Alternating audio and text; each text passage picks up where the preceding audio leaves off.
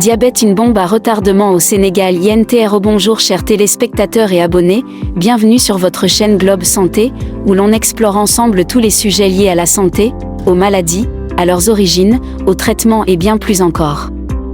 Aujourd'hui, nous nous intéressons à une maladie que l'on appelle souvent le tueur silencieux, le diabète. Une maladie chronique en forte croissance dans le monde et qui touche de plus en plus de personnes au Sénégal. Quelles en sont les causes ? Quels traitements existent ? Et surtout, pourquoi le Sénégal est-il particulièrement concerné ? Restez avec nous jusqu'au bout pour tout comprendre.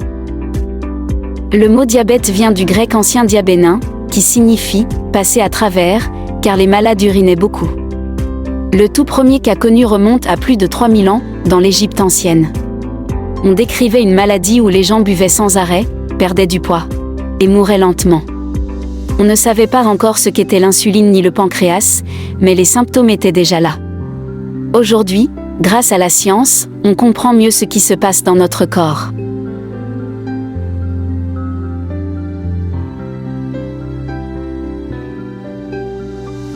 Le diabète est une maladie chronique, elle ne se guérit pas, mais on peut la contrôler.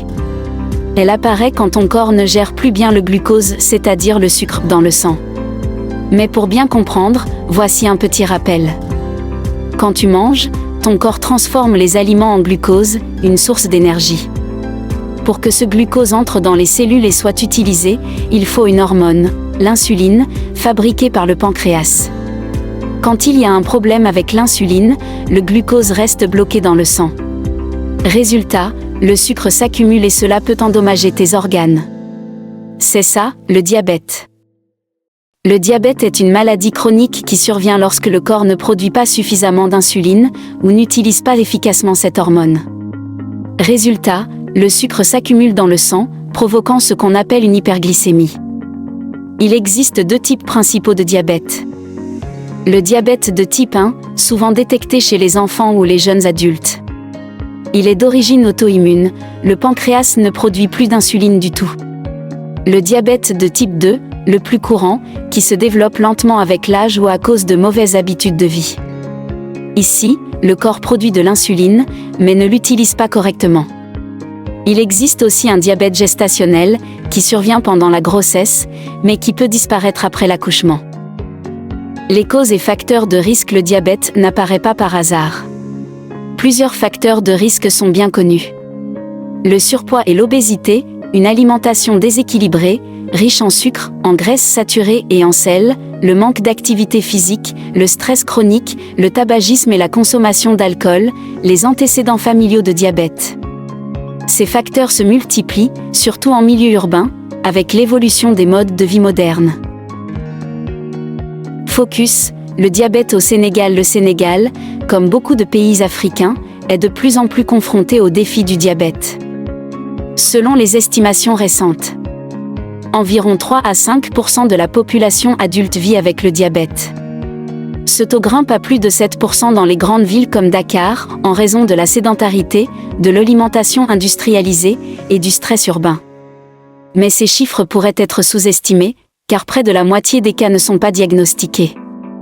De nombreux Sénégalais vivent avec la maladie sans le savoir, jusqu'à ce que surviennent des complications graves.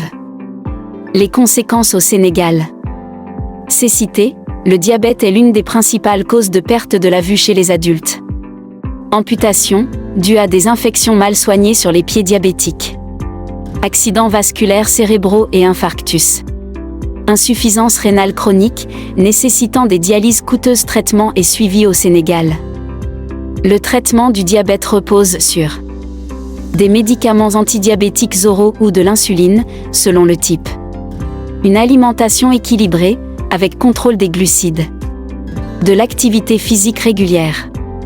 Un suivi médical permanent. Mais plusieurs défis majeurs persistent. Le coût élevé des médicaments et du matériel de contrôle, glucomètre, bandelettes. Le manque d'accès aux soins spécialisés, surtout en zone rurale. L'insuffisance de campagnes de sensibilisation et de dépistage. Une prise en charge limitée dans les structures de santé primaire. Il existe des initiatives nationales, mais elles restent encore insuffisantes face à l'ampleur du problème. Prévenir le diabète, c'est possible. Heureusement, la prévention reste notre meilleure arme.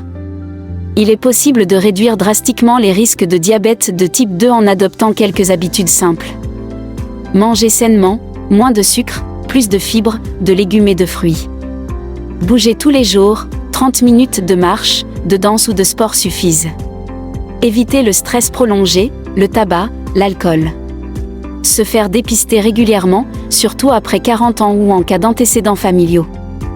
Au niveau collectif, il est crucial de renforcer l'éducation sanitaire, d'encourager les dépistages communautaires et de soutenir les malades diabétiques dans leur suivi quotidien. Conclusion: le diabète n'est pas une fatalité. C'est une maladie que l'on peut éviter, maîtriser et vivre avec lorsqu'elle est bien prise en charge. Mais pour cela, il faut agir maintenant, mieux informer, mieux prévenir, et surtout, mieux accompagner les patients, au Sénégal comme ailleurs. Merci d'avoir suivi cette vidéo jusqu'à la fin. Si vous avez appris quelque chose, n'hésitez pas à liker, commenter, partager autour de vous, et surtout vous abonner à Globe Santé pour ne rien manquer de nos prochaines vidéos santé. Prenez soin de vous, et à très bientôt sur Globe Santé.